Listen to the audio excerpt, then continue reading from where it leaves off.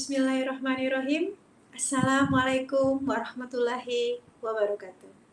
Selamat pagi menjelang siang semuanya. Bagaimana kabar kalian hari ini? Saya harap kondisi kalian masih sesemangat ketika kalian mengikuti MPLS minggu lalu. Baik, anak-anakku semua, sebelum kita memulai pembelajaran kita pada hari ini, kita berdoa terlebih dahulu. Semoga pembelajaran kita pada hari ini diridhoi oleh Allah Subhanahu wa taala dan membawa banyak manfaat kita semua. Berdoa dimulai.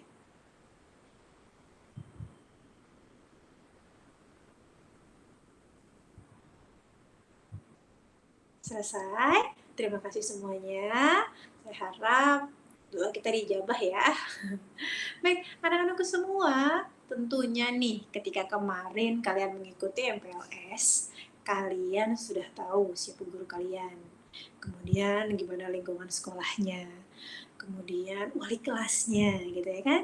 Tentunya kalian sudah tahu dan tentunya kalau kalian masih ingat saya karena kemarin saya cukup beredar di seputar MPLS ketika pembukaan dan penutupan. Oke, bagi yang lupa, izinkan saya memperkenalkan diri saya kembali. Baik, nama saya Resti Eka Istiana. Saya di sini mengajar biologi dan PKWU untuk kelas kalian saya PKWU. Nah, saya di sini mengajar kelas 10 IPA, 10 bahasa dan kelas 12 IPA. Itu ya. Kalian boleh panggil saya dengan sebutan Bu Resti. Baik, anak-anakku semua yang tentunya semangat dan antusias ini ya, sebelum kita memulai pembelajaran, ada baiknya kalian tahu dulu di pembelajaran saya PKWU ini ya, belajarnya apa aja sih, ngapain aja sih, kemudian aturan mainnya kayak apa sih dengan Bu Resti gitu ya.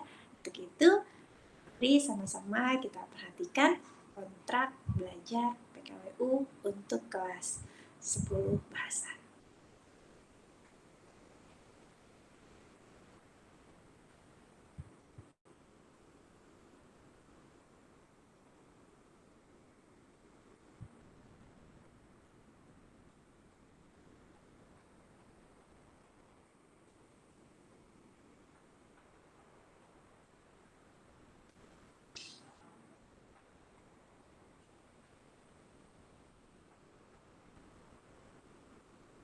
Oke, baik, mohon maaf agak keganggu ya saya.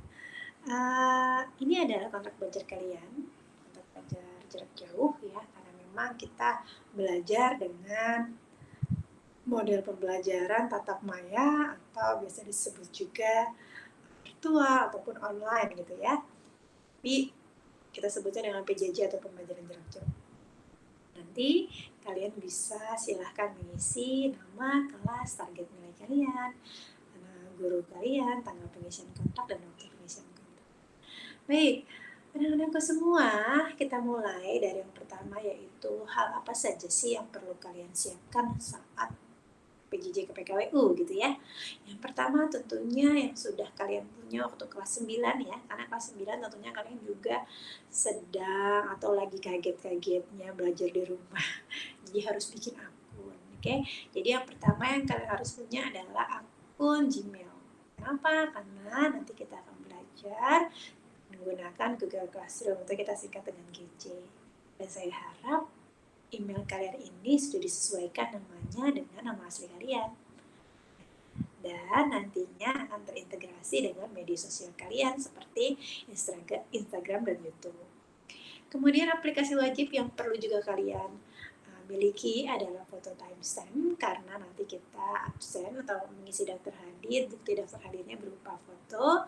Kemudian juga nanti foto grid kalau mengumpulkan foto-foto untuk satu kelas. Dan mungkin juga kalian perlukan adalah aplikasi edit video seperti KineMaster.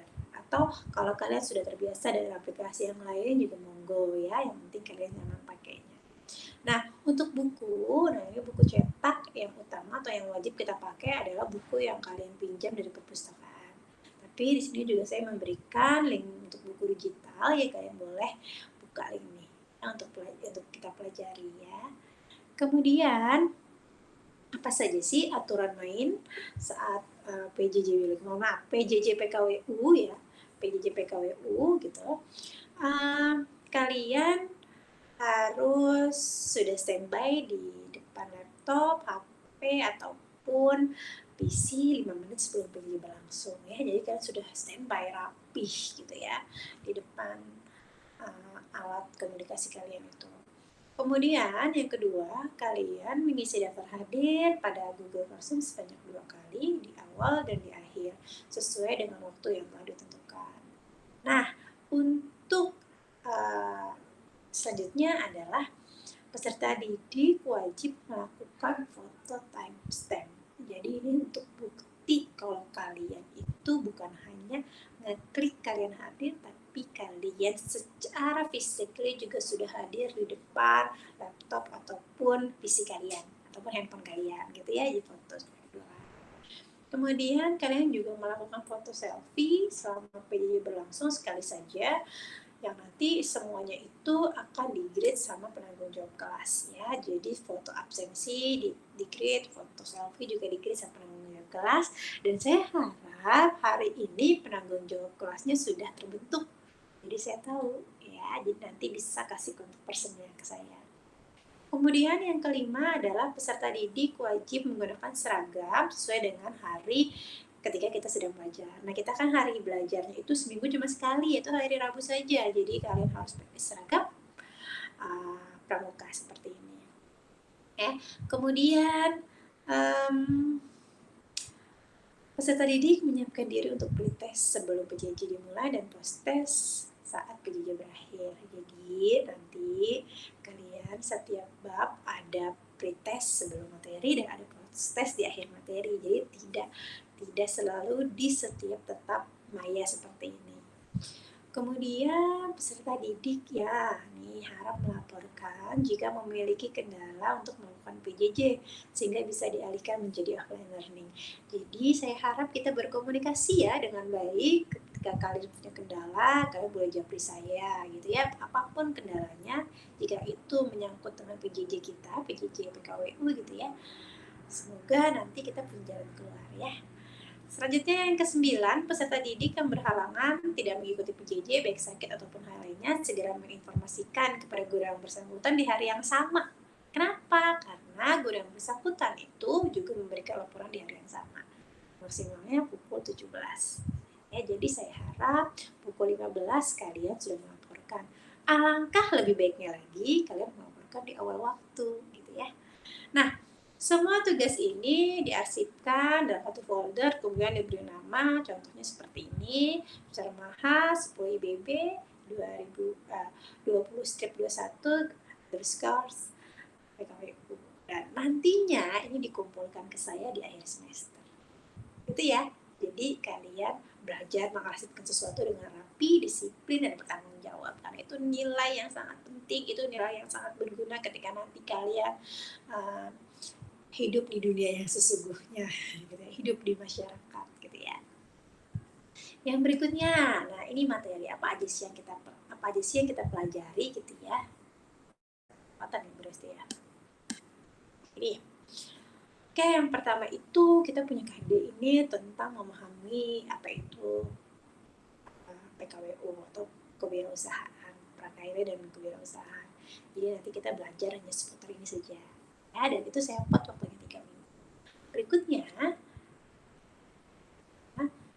itu kita akan belajar tentang bagaimana memahami perencanaan khusus di sini yang saya ambil adalah usaha budidaya tanaman panganan. Karena saya basicnya adalah biologi, jadi saya pengen banget menanamkan untuk anak di luar jurusan saya juga bisa mencintai lingkungan, menyayangi makhluk hidup lainnya, dan tidak lupa merawatnya. Artinya perlu perencanaan yang baik ketika kalian mau memelihara makhluk hidup, baik itu tumbuhan ataupun hewan. Tapi di PKWU ini kita ke tumbuhan terlebih dahulu ya. Oke, yang ketiga kita akan mempelajari tentang bagaimana sih memproduksi tanaman pangan pangan berdasarkan dari buku yang ada di sekitar.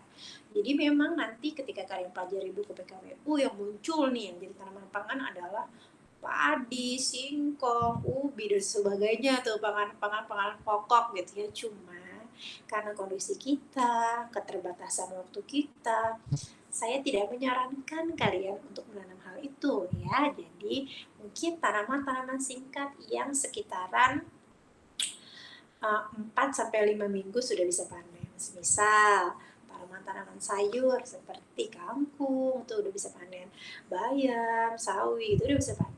Jadi kalian silahkan nanti dipikirkan kalian mau nanam apa ya, peluang usahanya gimana ya, target pasar saya siapa ya, mau packaging kayak apa ya, saya mau masarinnya seperti apa, kira-kira seperti itu. Jadi kalian belajar gimana berperilaku itu produktif, tidak hanya konsumtif yang selama ini kalian biasa lakukan. Jadi sebisa mungkin kalian bisa memanfaatkan kondisi ini, kalian bisa mengisi waktu dengan hal-hal yang bermanfaat, contohnya dengan menanam ya, dan tentunya punya manfaat juga dari segi ekonomi. Baik, untuk yang keempat, kalian akan mempelajari bagaimana sih cara menghitung harga produksi. Jadi bagaimana kalian hitung, kalian harus jual nih nanti barang kalian berapa gitu. Kalian kebetulan kan yang tanaman kalian akan jual berapa gitu kan. Itu harus kalian sesuaikan, nanti kita pelajari bersama ya. Kemudian yang terakhir, kalian akan mempelajari bagaimana cara pemasaran yang baik untuk produk yang kalian buat ya. Kalian mau cara konvensional ditawarin home to home, atau mau melalui medsos, atau mau taruh di market gitu ya. Jadi kita pertimbangkan dari segi baik buruknya nanti produk kalian bagusnya dijual seperti apa. Jadi pemasarannya dengan cara seperti apa gitu ya. Oke, untuk satu semester itu kita punya waktu 16 minggu, jadi sekitar 4 bulan penuh ya. Karena sebenarnya kita waktunya 6 bulan, artinya 2 bulan itu kita dipakai buat ujian, dipakai buat kegiatan sekolah yang lainnya. Oke. Berikutnya, untuk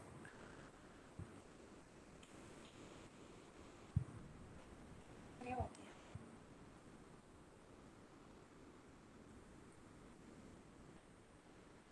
Ini udah bentar.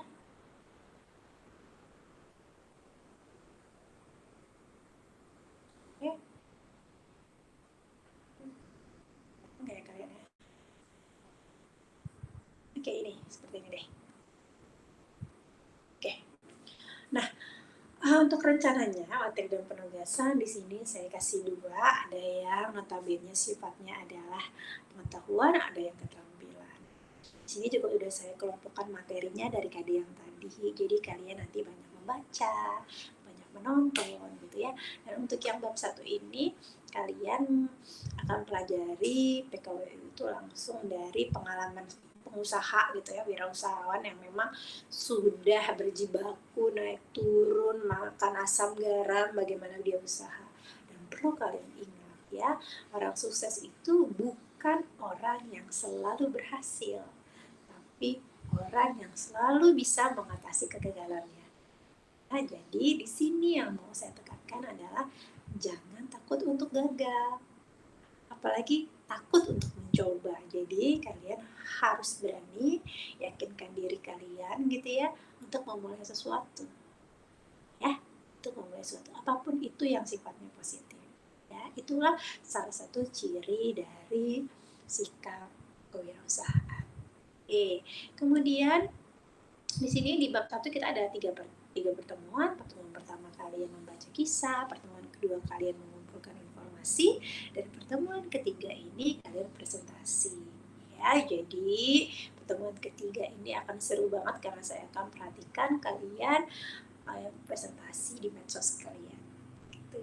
Oke, selanjutnya yang kedua, di sini di bab 2 ini kalian juga punya 3 pertemuan, 3 minggu. Jadi yang pertama, di pertemuan pertama kalian membaca kisah sukses lagi, kemudian kalian menyimpulkan sebenarnya apa sih yang bikin dia itu bisa sukses sebenarnya gitu ya. Kemudian yang ke pertemuan keduanya atau pertemuan kelima secara keseluruhan, kalian mengumpulkan informasi tentang ide peluang usaha. Jadi kalian cari gitu ya, itu minggu ke minggu ke situ tuh kalian cari informasi kira-kira nama apa ya, terus gimana ya kira-kira peluang usahanya, dianalisa sedemikian rupa gitu ya, sampai akhirnya kalian tentukan kalian mau produksi apa. Nanti saya berikan LKPD-nya. Nah, di pertemuan terakhir untuk bab 2 tentunya lagi-lagi kalian mempresentasikan hasil rencana usaha kalian. Nah, semangat! Kemudian yang ketiga, ini sistem produksi, jadi nanti kalian menyimak salah satu video, dipilih saja, nanti mengerjakan setelah kalian menentukan kalian mau pakai apa. Jadi sebenarnya ini saya kasih link yang isinya teknik-teknik penanaman, kalian pilih kalian lebih prepare kemana. Ataupun kalau misalnya kalian pengen saya konvensional aja deh, soalnya saya nggak mungkin bikin alat-alat kayak gini gitu. Oke, nggak apa-apa. Artinya kalian sudah mempertimbangkan semuanya, melihat kondisi yang ada gitu ya, sesuai dengan yang kalian miliki. Oke. Berikutnya yang keempat ya. Di masa lanjutannya nih.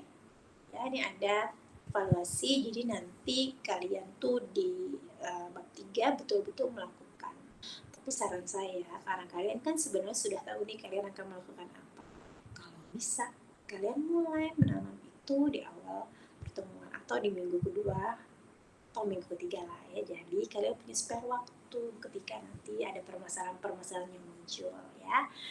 Jadi nanti bisa saling diskusi, saling berbagi satu sama lain gitu ya. Kenapa kok tanaman saya kayak gini ya, kok nggak numbuh ya, kok busuk ya bijinya ya. Itu bisa sama-sama kita atasi gitu ya, sama-sama kita diskusikan. Kemudian di bab keempat, nah ini kita menghitung-hitung nih, kita udah mulai jadi kayak beneran pengusaha gitu ya. Kita menghitung biaya produksi kita, kemudian harga produksi kita, nanti kita perkirakan juga labanya, ruginya gitu ya. Jadi kita hitung labanya dulu ya. Jadi sesuatu yang menguntungkan pastinya punya daya tarik tersendiri untuk kalian melakukan hal tersebut gitu. Nah, di sini nanti kalian akan menghitung memang betulan real dari harga produksi kalian yang nanti akan kalian presentasikan karena saya perlu nilai keterampilan kalian gitu ya. Kemudian yang terakhir, yang kelima, ini tentang bagaimana cara kalian memasarkan produk kalian. Jadi nanti kalian simak link dari saya ini, video saya ini, kalian lebih prepare kalau produk kalian itu dipasarkan dengan sistem seperti apa. Nanti kalian presentasikan, kalian jelaskan mengapa kalian merasa lebih cocok dengan sistem pemasaran seperti itu. Oke, baik.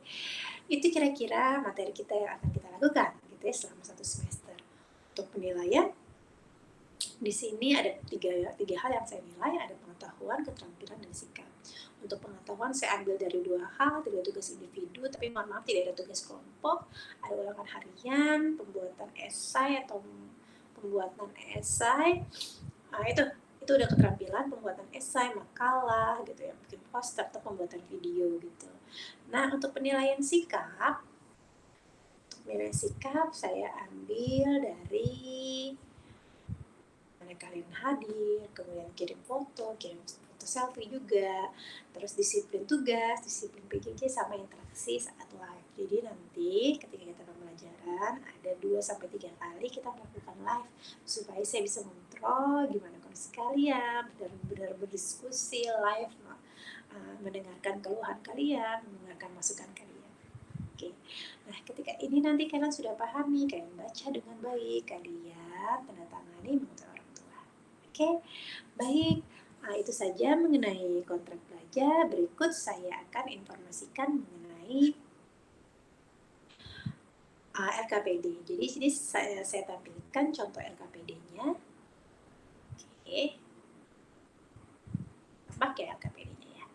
LKPD-nya ini nanti saya akan kirimkan berupa Word, tapi kalian kirim balik ke saya, sama halnya kayak kontrak tuh ya, kalian kirim balik ke saya berupa PDF.